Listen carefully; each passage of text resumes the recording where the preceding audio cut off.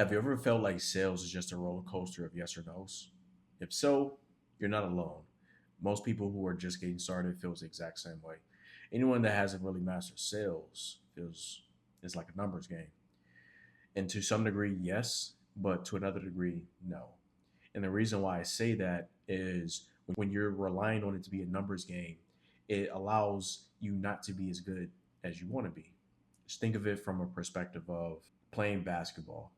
A lot of people's favorite player back in the day used to be Iverson. People said he would make a lot of points, but he was pretty inefficient.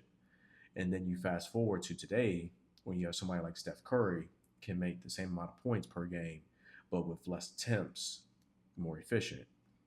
And so, with that being said, I want you to have the ability to do both.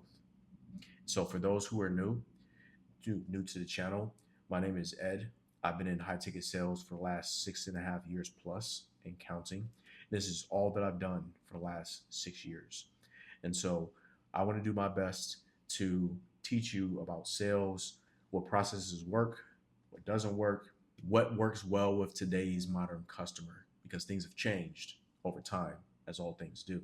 So, how do you stay up to date? How do you make yourself to be seen in the best possible light when you're talking with your prospects? So, if you're new to the channel, subscribe, hit that subscribe button down below. Also, turn on notifications so anytime I post something new, you get the new up to dates, and hit that like button as well. So you can like this, push this up in the algorithm. Greatly appreciate it. Now back to it. So I got into sales and I wanted to start this process because these are things that worked well for me. This isn't something that I read in a book.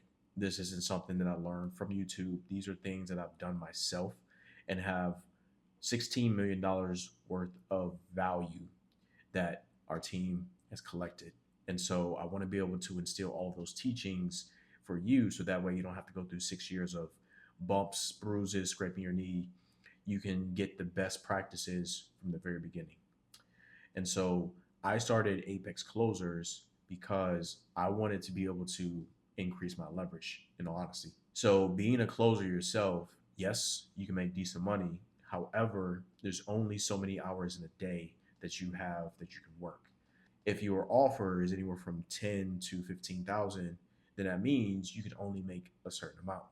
So if you don't have an offer that's 50,000, if you don't have an offer that's 150,000, then to some degree you're capped on your income based on the amount of hours within a day. So I wanted to be able to take everything that I've learned and then instill that into other people so they can do the same thing and we can make money together. That was the real motivation behind getting this thing started. Now that has evolved into how do I become the best teacher as is possible when it comes to sales. I still do sales calls myself.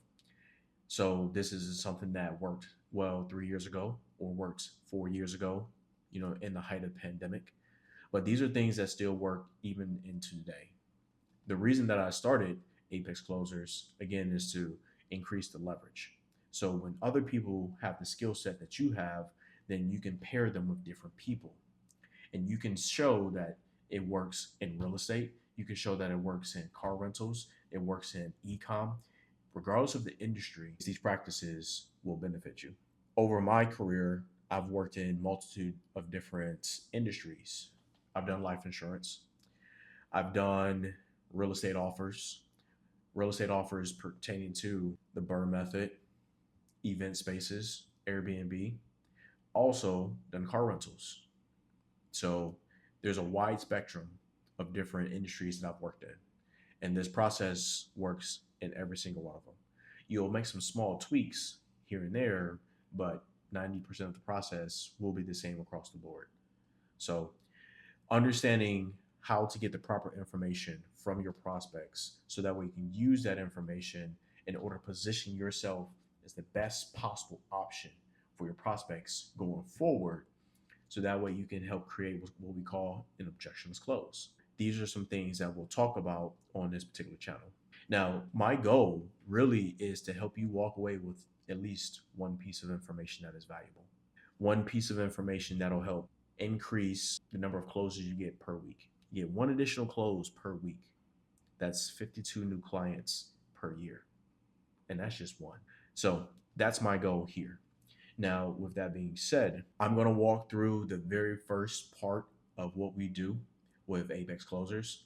So that way you can see how it matches up what you're currently doing.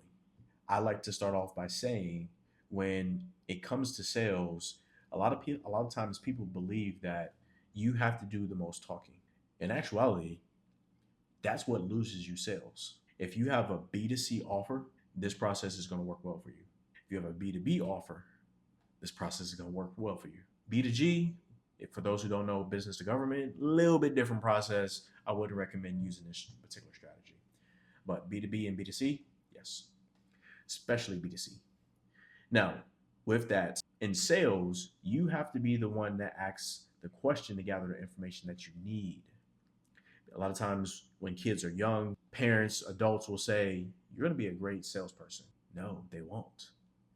Because the best closers typically are the best listeners. You want your prospects to do 80% of the talking, 75% of the talking, and you only want to do about 20 to 25%. Why? Because the person that is speaking is the person that is losing ground. That is the person that is giving away their position and telling you how to sell them.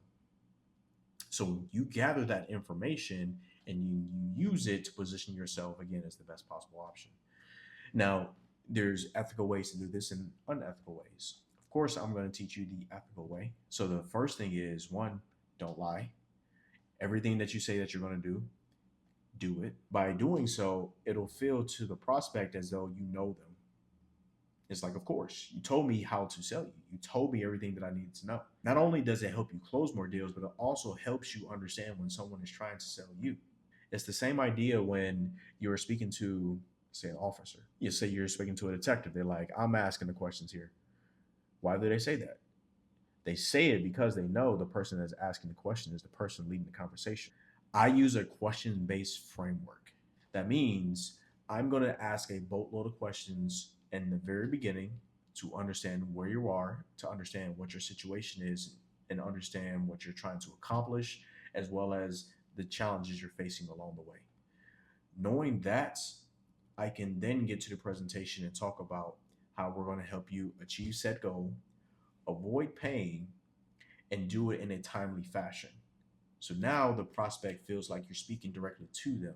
Quick tip, you want to make sure that your presentation is tailored to your prospect. It's not that you're changing up, but you're going to highlight different sections that they told you were important to them in the presentation. So again, it sounds as though you're speaking directly to that person. This is something known as Socratic dialogue. All that is just a fancy way of I'm going to ask you skill questions to help you come to your own conclusion with the idea and the belief that was your idea to begin with. This is something that I've used since 2021. So for the last 4 years. And it has worked better than anything else that I've done so far. Now, with this, there's a certain set of questions that you do want to ask. The type of questions you want to get the information around. There's 7. We call these the 7 buying beliefs. And so the first one is you want to understand the person's pain. You want to understand doubts, get into cost, understand your prospects' desires, their money goals, touch on trust and support. So these 7 make up what we call the 7 buying beliefs. Now, you may have heard this before. I'm not smart enough to necessarily come up with these different strategies myself, but I've worked with very intelligent sales professionals. So I've gone through Grant Cardone's training. I've gone through Jeremy Miner's. I've gone through Cole Gordon's paid training. I've done elite CEO's sales training. So this is a combination of all the experience that I have over the last 6 years and the strategies that have worked well for myself and have worked well for my teams as well. So with that being said, these may be some strategies that you've heard before from other people. Again, these aren't things that I've come up with myself, but I've put them together in a unique fashion that works really well with the modern day customer. All right. So 7 buying beliefs. 7 buying beliefs. You want to touch on each one of these. So anyone that closes at a high clip, whether knowingly or unknowingly, will hit on these 7 things. Understand where somebody wants to go, which is their desire. Understands how much money they want to make financially. That's the money aspect of it. Understanding the pain or the challenges that they've come across so far.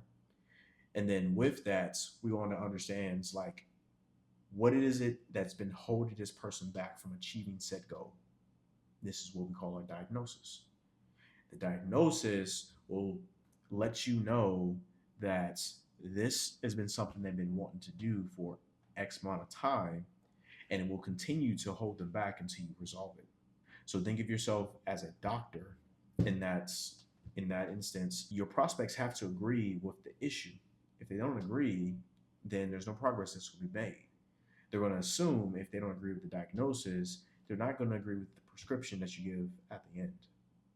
It's only common sense. If you think that when you go to the doctor, you think you got a broken bone because your arm is like bouncing back and forth, and the doctor says, no, it's not a broken bone, you got a torn muscle. And then the remedy, the prescription or the solution for a broken bone is different than a solution for a torn muscle. So if you don't believe it's that, then why would you agree to the remedy they're going to give you? It just doesn't make sense, right?